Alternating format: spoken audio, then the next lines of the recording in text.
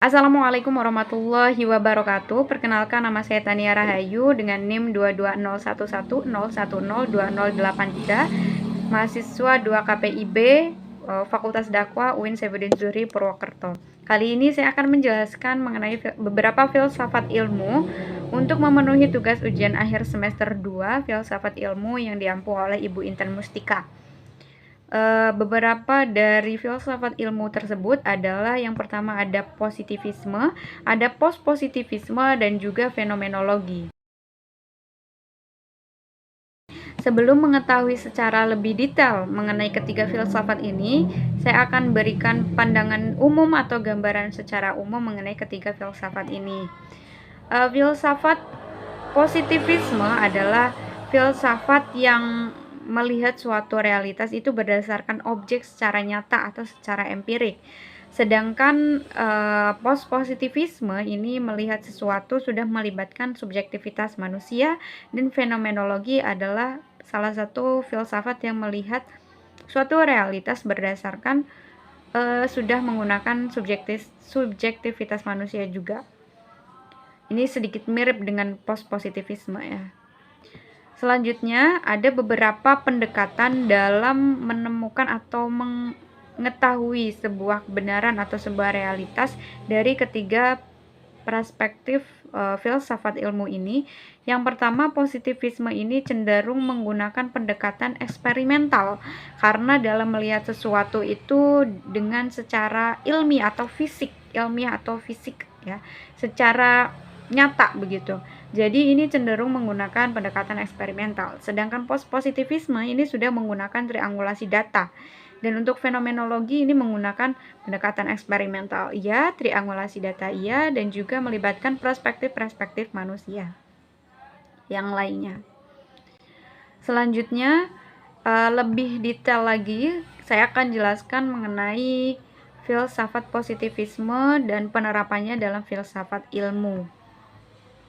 Ya, untuk ontologi filsafat ilmu positivisme ini melihat suatu realitas berdasarkan objek yang nyata. Jadi menurut positivisme, suatu realitas itu disebut ada apabila dapat dilihat secara nyata bentuknya. Jadi sesuatu itu bisa dikatakan nyata apabila ada bentuknya, ada ukurannya, bisa dilihat secara indrawi.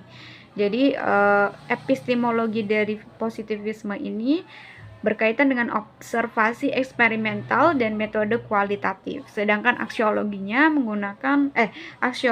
ini kegunaan dari filsafat positivisme ini cenderung kepada objek-objek yang fisik atau ilmiah. Ini cenderung kepada ilmu-ilmu saintis.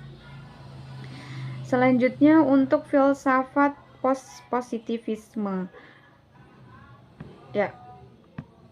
Ontologi dari post-positivisme ialah melihat suatu keberadaan realitas bukan hanya dari empiriknya saja. Menurut post-positivisme, apa yang dipandang oleh positivisme ini kurang tepat.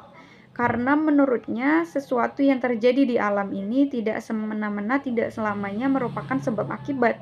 Tetapi ada banyak hal yang mungkin tidak diketahui oleh manusia. Maka ada sisi subjektivitas manusia dalam melihat sesuatu. Selanjutnya untuk epistemologinya ini menggunakan pendekatan triangulasi data, menggunakan triangulasi data secara kualitatif. Dalam post-positivisme ini biasanya menggunakan pendekatan triangulasi data secara kualitatif. Sedangkan aksiologinya ini biasanya cenderung lebih relevan untuk ilmu-ilmu antropologi sosial begitu ya. Selanjutnya untuk penerapan filsafat ilmu fenomenologi, ontologinya ini menganggap suatu realitas dilihat dari objektif, rasional, dan juga subjektif. Objektif ini maksudnya sesuatu ya bisa dilihat secara empirik, kemudian dirasionalisasikan, dan kemudian menggunakan interpretasi dari manusia itu sendiri. Jadi ada sebuah reduksi, namanya reduksi atau sistematika dari proses mulai dari adanya fenomena, kemudian diindrakan secara objektif, kemudian ada rasionalisasi atau reduksi, dan kemudian ada interpretasi dan menimbulkan subjektivitas itu sampai menemukan sebuah realita.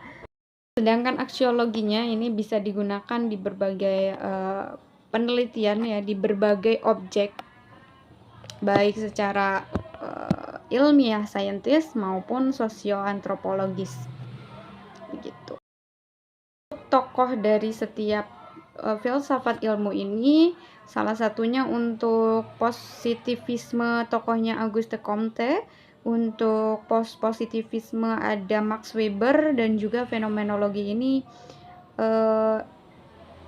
Edmund Husserl ya itu. Jadi demikian merupakan sistematika atau peta konsep dari ketiga filsafat ilmu, ada positivisme, post-positivisme, dan juga fenomenologi. Demikian materi yang dapat saya sampaikan. Apabila terdapat kekeliruan, saya mohon kritik dan saran di sesi komentar. Dari saya sekian, wassalamualaikum warahmatullahi wabarakatuh.